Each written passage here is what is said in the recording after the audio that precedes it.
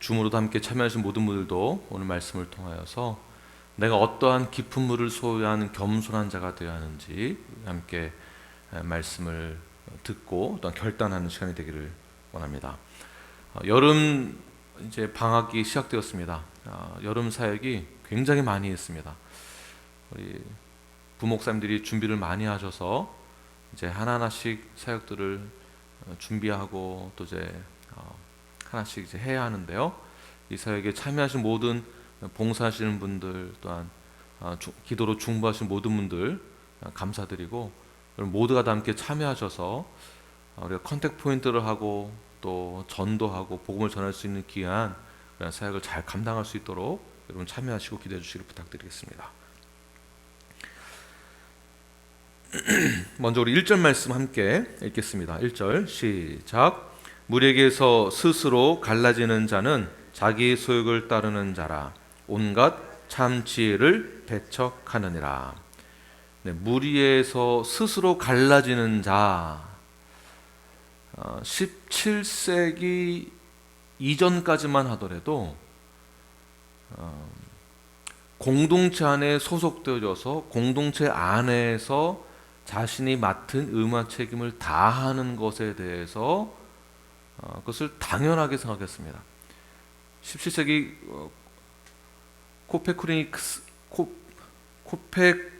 코페르니쿠스적 혁명 이후에 개인주의 사상이 들어오게 되면서부터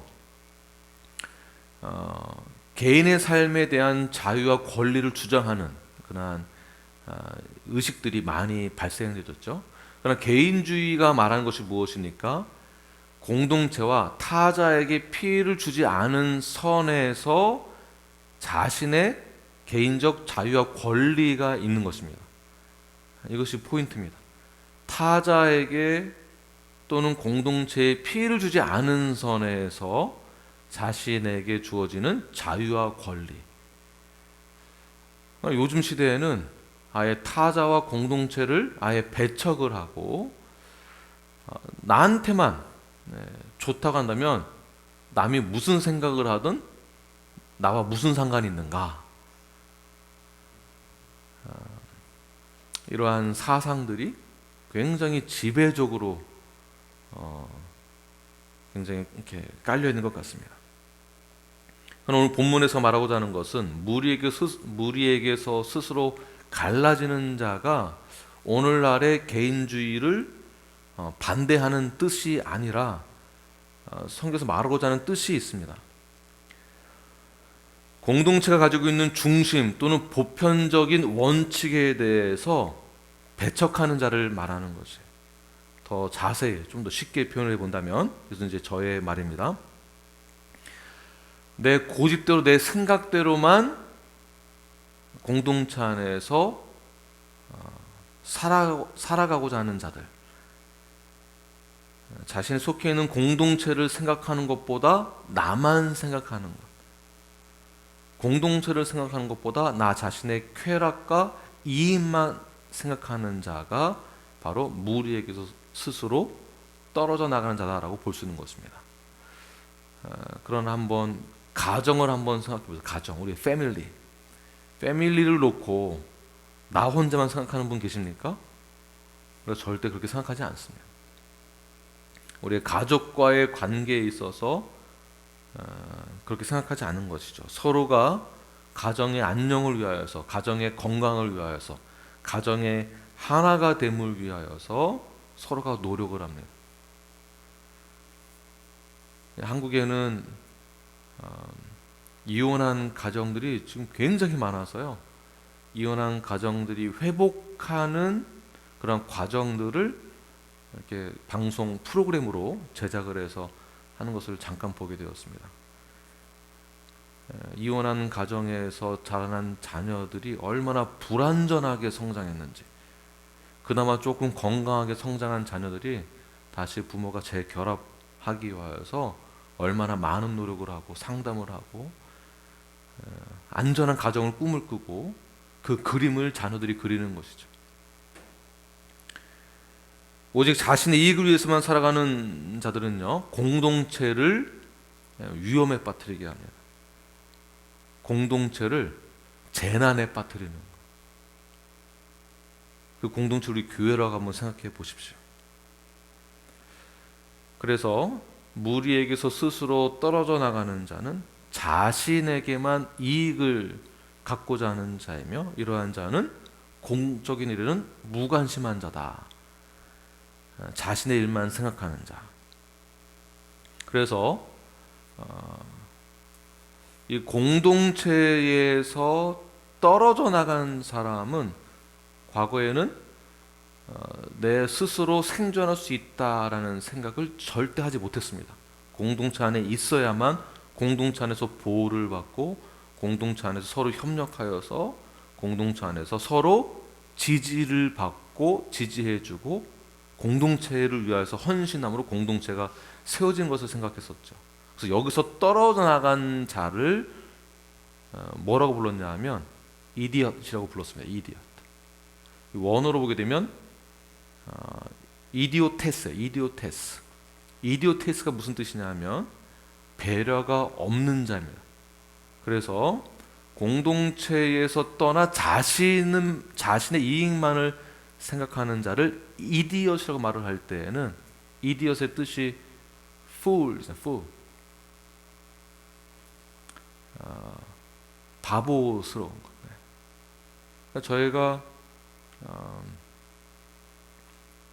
바보 같다라고 말을 할 때는 지식이 부족하거나 말을 잘 못하거나 기타 등등 못할 때 이디엇이라고 말을 하지만 과거에서 말하는 이디엇은 공동체에서 떠나서 혼자서 살 수 있다라고 생각하는 것 자체를 이디엇이라고 불렀다라는 것이에요. 배려심이 없는 자. 이러한 자를 다시 원어에서 뜻을 풀이를 하면 이런 뜻이 나옵니다. 진리를 배척하는 자. 진리를 배척하는 자. 원래의 공동체는 소속되어서 살아가는 것이 당연한 건데 이것을 배척하는 자가 이디오테스다. 자, 진리를 배척하여서 공동체를 재난 가운데 몰고 가는 그러한 예들이 성경에 많이 등장하게 되죠. 기억나는 것이 무엇이 있습니까? 아간의 범죄입니다. 여호수아 7장이죠. 한 사람의 죄로 인하여서 한 사람의 자신이 이익을 얻고자 하는 이기심과 배려심 없는 자, 이디오테스로 인하여서 공동체 전체가 재난에 빠지게 됩니다. 그러므로 개인의 욕망과 이기주의는 공동체를 무너뜨리는 가장 큰 죄악입니다. 그래서 자기의 편견 속에 갇혀서 공동체를 떠나 자기의 생각만 하는 자. 이것을 2절에서 뭐라고 부르는가? 2절 말씀 읽겠습니다. 시작. 미련한 자는 명철을 기뻐하지 아니하고 자기의 의사를 드러내기만 기뻐하느니라. 다른 사람의 입장에 대해서는 전혀 생각하지 않고 공동체의 입장, 교회에 관하여서 교회가 하고자 하는, 교회가 동일하게 선포하고 있는 메시지에 대해서 거부하는 자, 듣지 아니하는 자. 이러한 자들은요, 자신의 생각을 남들에게, 상대방에게 강요만 하게 됩니다. 일방적으로 이해만 시키려고 하고요, 내 생각만 말하는 자죠. 만약 자신의 의견이 타자로부터 인정받지 못하는 상황이 발생되면 이러한 사람들은 공동체 안에서 혼자 흥분해서 격노하게 되는 것을 보게 됩니다. 그러므로 우리가 신앙인이 되었고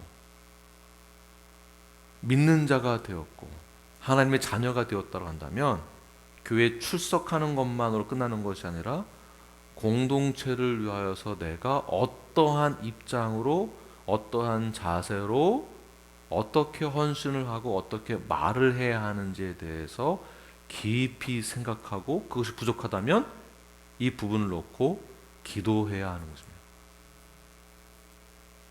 아무리 겸손한 자라 할지라도 이러한 부분에서 1절과 2절에 관련된 부분에서 연약한 부분이 있다고 한다면 공동체 안에 소속되는 것이 굉장히 힘들어지는 거예요.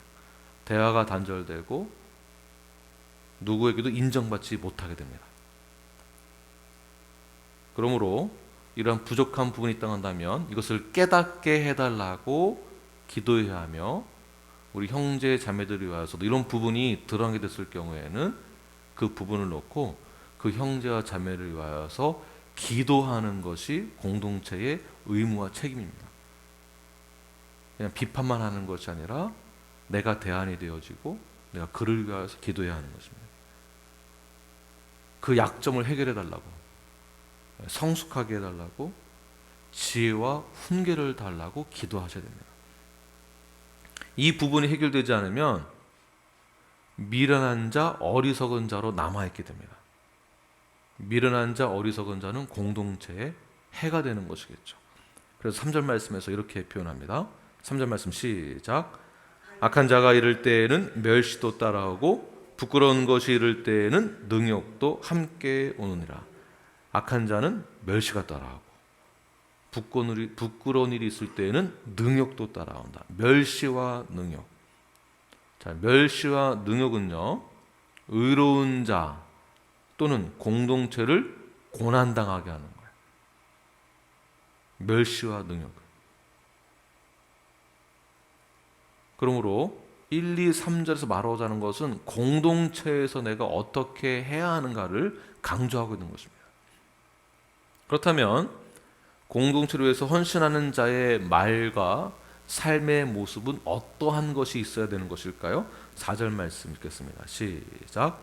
명철한 사람의 입의 말은 깊은 물과 같고 지혜의 샘은 솟구쳐 흐르는 내와 같으니라. 그래서 내는 시냇물, 그 물을 말하는 것입니다.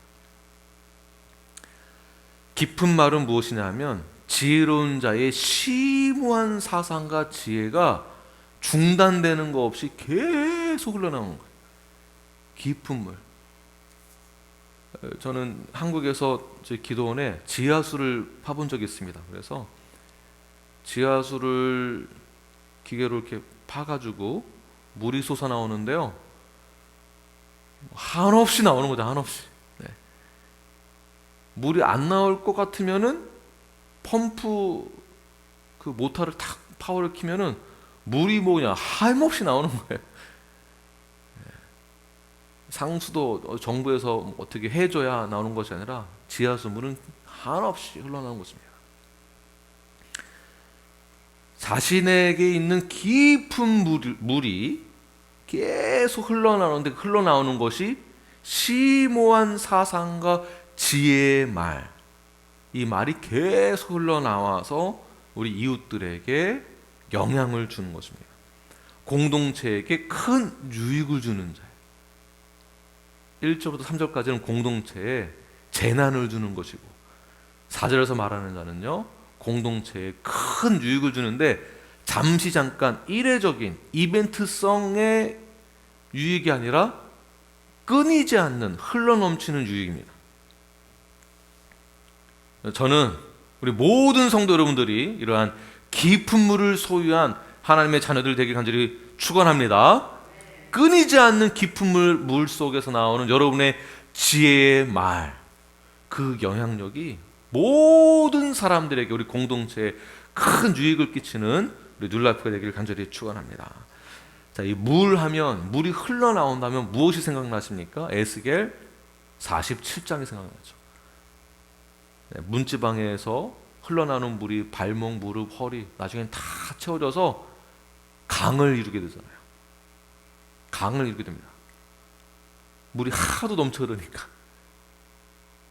그러나 강으로만 끝나는 것이 아니죠.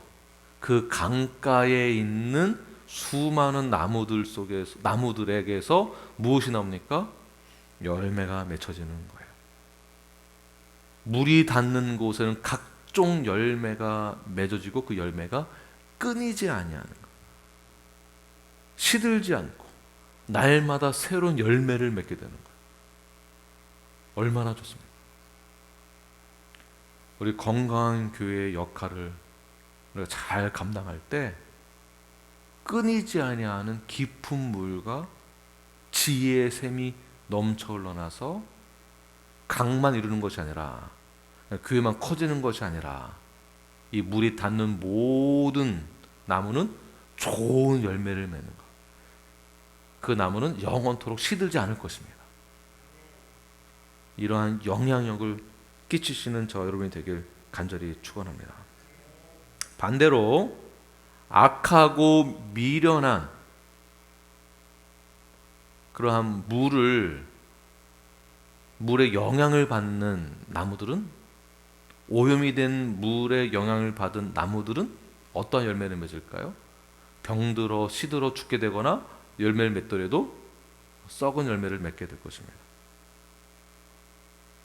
악한 영향을 주는 것이죠. 이것만큼 비참한 것은 없습니다. 그러한 미련한 자에 대해서 설명하는 것이 6절부터 9절 말씀입니다. 눈으로 보시면은 미련한 자의 입술은 다툼을 일으킨다.